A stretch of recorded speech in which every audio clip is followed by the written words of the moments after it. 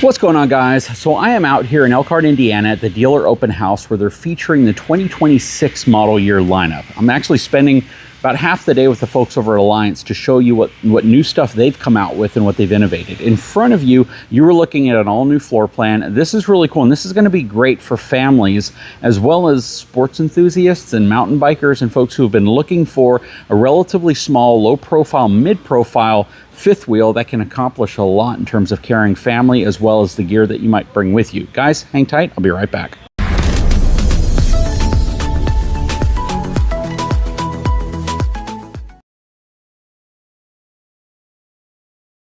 So real quick, let's look at the numbers on this unit. This is going to have a gross vehicle weight rating of 11,895 pounds. That is lighter than I thought this would be. A dry weight of 9,612 pounds. It's going to ride on 16-inch load range E tires, 2,223 pounds worth of cargo carrying capacity.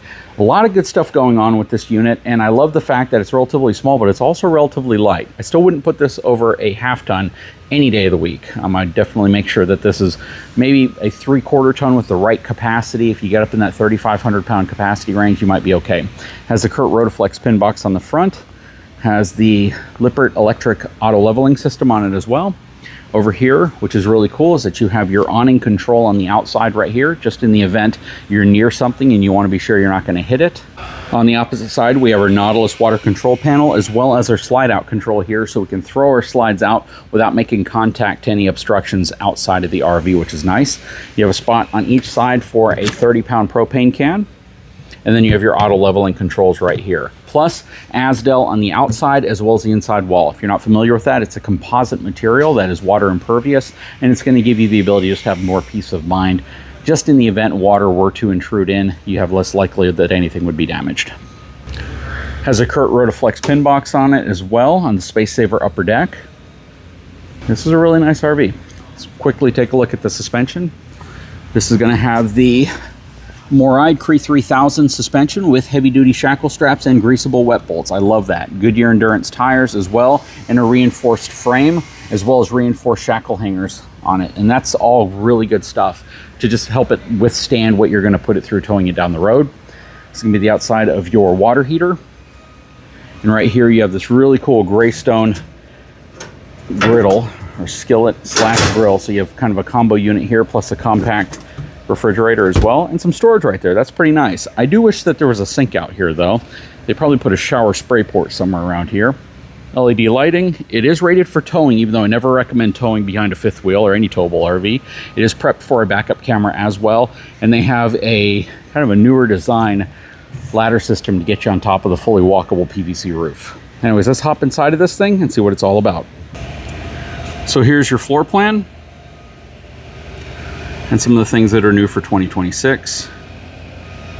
And we're going to step inside of this 29BH, which I think most people realize stands for Bunkhouse.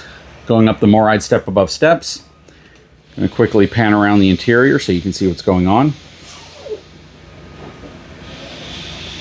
So this right here is really, really cool. This is a kind of a L-shaped booth dinette, and it gives you real seating. I love that. A lot of folks will not buy an RV unless there is a dinette area. It's a great place for the family to get together, especially in a bunkhouse unit. And I love how they've executed on this. This is really nice, and it handles the space in here well, along with the theater seating.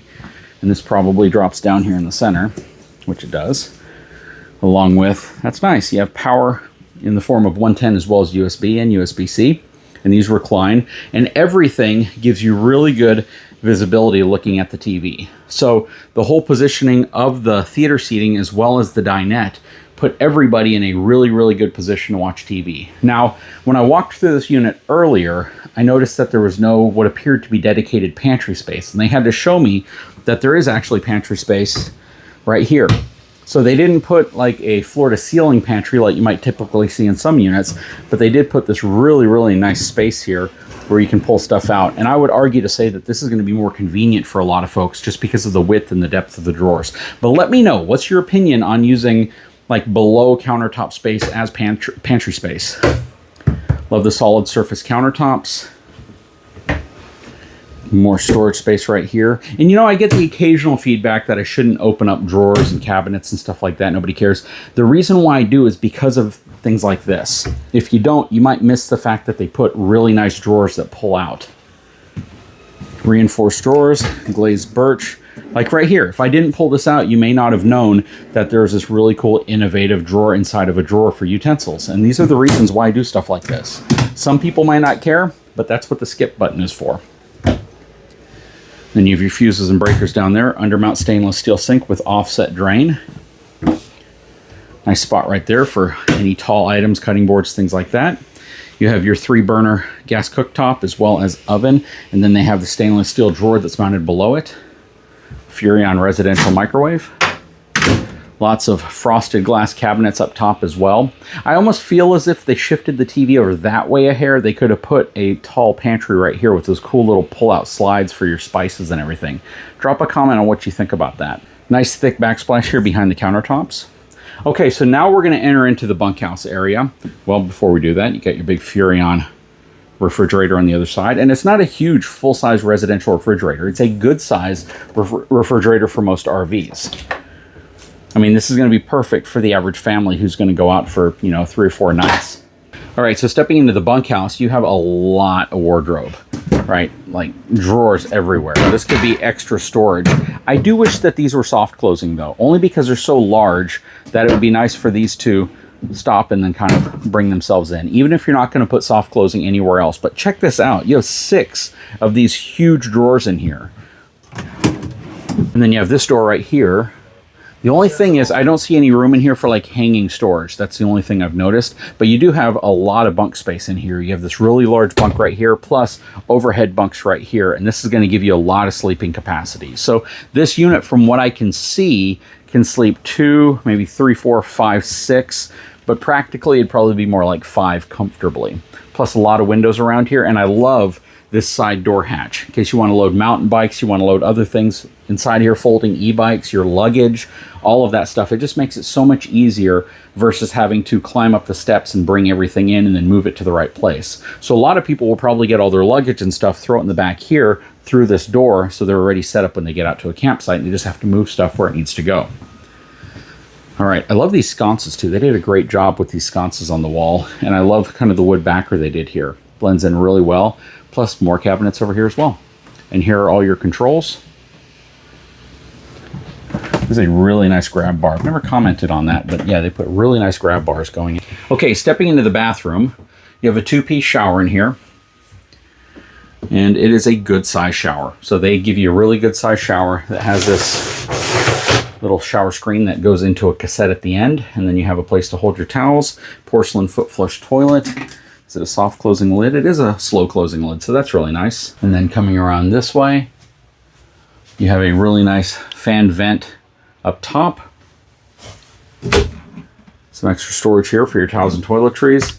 This is a thermofoil material on the countertop with undermount stainless steel sink. You have some extra drawers and storage there as well, plus a good sized medicine cabinet and a spot to hang your hand towel. Stepping into the bedroom, this is going to be, looks like a king size bed. This is actually really, really large. You have storage right here as well, and I think it lifts up. It does lift up. And then you have storage underneath also. Plus you have drawers that come off at the end. This is really nice, and this is super easy to get on and off the bed, which I like, because you're really nice and close to it versus putting so much stuff here that you have to crawl on from the end. You have some nice frosted glass storage there as well. You have your Furrion air conditioning in the bedroom and a backer for your TV. Then you have some cabinet storage right here, and it is washer dryer prepped. So what you would do is you'd have to pull these drawers out, pull all of this out, and this is where your combo unit would live. But if you don't have a washer and dryer, which most people don't, this is actually a really, really nice space for extra wardrobe storage. But what do you guys think? This is a pretty dang cool unit. They've done a lot of really nice things. I'd love to get your feedback. Please drop a comment below. I'd love to know what your thoughts are. Anyways, if you haven't had a chance, take a moment, subscribe to the channel, give me a thumbs up, and we'll talk to you again very, very soon.